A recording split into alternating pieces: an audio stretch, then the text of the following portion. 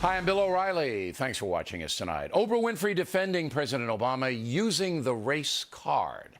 That is the subject of this evening's Talking Points memo. Last week, Ms. Winfrey, promoting her film The Butler in Great Britain, was interviewed by the BBC.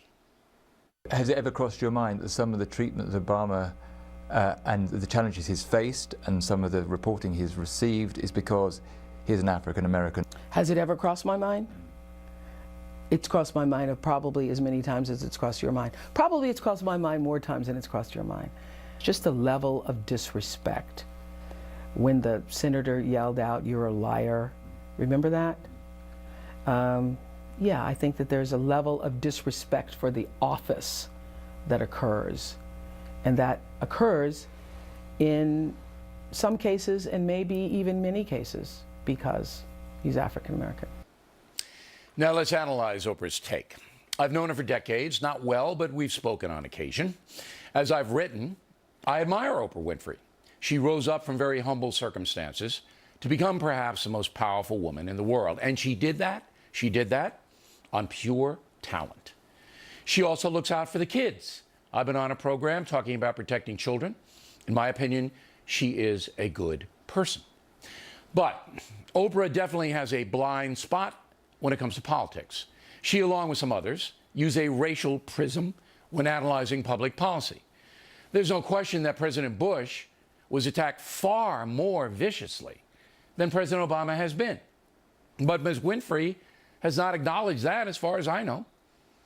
Both men had controversies: Bush, the Iraq War, Obama, healthcare. So, is there an anti-WASP sentiment in America? President Bush being a white Anglo-Saxon Protestant. I would like to put that question to Oprah Winfrey, but she has declined to appear on this program. Her statement is even more erroneous when you examine recent history.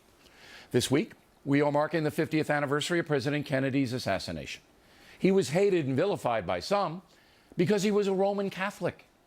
Again, the irrational hatred directed toward Kennedy, far greater than what Barack Obama has experienced. So what Oprah Winfrey is doing is making an excuse for President Obama using race. And many other committed left-wing people who truly revere the president are doing the same thing. We all know that some Americans do despise Barack Obama because of his skin color. There will always be bigots. But the number is insignificant. And I submit that Oprah Winfrey and others who play the race card can't back up their statements with any facts. The lunatic fringe will hate no matter what. But legitimate criticism of Barack Obama is not race-centric. It is based on policy. The president wants to change America. He wants to impose a big government income redistribution situation. Many Americans like me believe that will weaken the country. I have nothing personal against President Obama.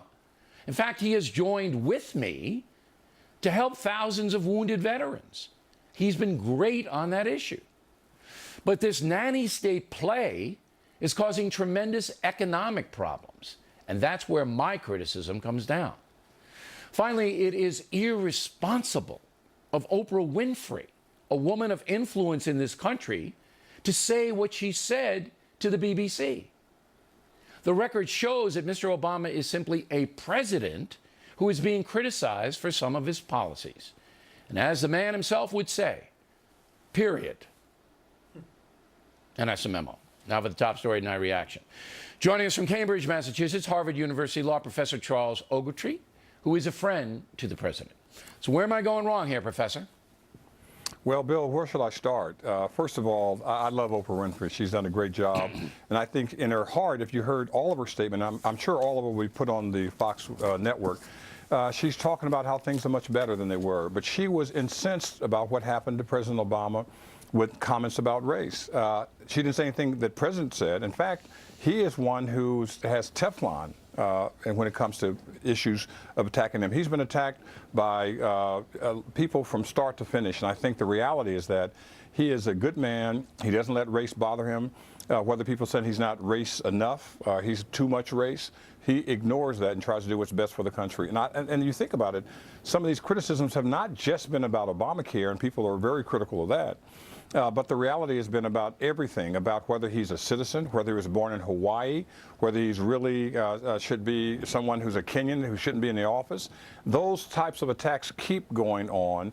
And the you lie is a very serious indictment. The whole idea that Joe Wilson did during the State of the Union, which never happens to any president, that was a very terrible event because it showed you after Joe Wilson said this, what happened? His contributions increased. Right? People agreed with him. That's crazy. Well, look, here's the deal. You say that the president basically is under fire in some precincts because of his race. I reject that. I think it's basically a policy play. It's a policy play. That's why. Right. And you say that the Hawaii, Kenya, and you left out Muslim, you could throw that in there. Those people have been marginalized. They've been marginalized by me and others. Bill, they still exist. They still exist. Bigots always exist, Professor. You know that. You can't do away with it. But let me be more pointed to you and Oprah Winfrey. Do you deny that President Bush, the younger, was more vilified than President Obama? I do. You don't think that? Did you hear what the left was saying? Let me just tell you. I do think more has been thrown at President Obama, and it hasn't stuck. He's the Teflon man. He's no question about that. He's able to do that. But he has been taking these attacks since he was a state senator in Illinois, when he was a U.S. senator in Illinois, when he was elected in 2008, when he ran against one of the great men who serves in Congress now, John McCain. He was elected again in 2012 when he ran against our governor, our former governor, Mitt Romney. And he has always been and will always be, as long as he lives. Just think about this, 2012, less than a year ago. Just before he was reelected, it was Donald Trump saying, if you give me your transcript from college, if you give me your birth certificate, I'll give you $5 million. You know, come on now. Listen, we've already you solved that can't issue. control. Why are we still doing that? You can't control individuals from doing what they do. But Miss Winfrey is indicting this country in Great Britain for being a racist country which objects to President Obama because of his skin color. Flat out false, not true, and you just made the point. He was elected twice. Black Americans comprise 13% of the population, okay? So just the facts, Is there one legitimate news organization in this country, anywhere, Professor, that has used race to attack Barack Obama? One. Is there? A lot of them. Give me one. Give me one.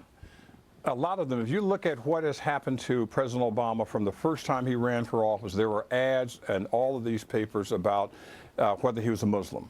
That has Give nothing me to do one with news organization, one that has used race to vilify the president. You can't. You can't give me any. You're pointing to kooks. You're pointing to individual kooks. You call Breitbart a kook and what he had to say before he passed away? He was a blogger. He was a blogger. Right. He worked for himself. That goes to more people than anything else. There is not an institutional bias against the president. You know there isn't.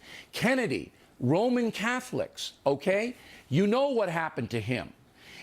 All presidents get it. It is not a skin color deal. I'll give you the last word.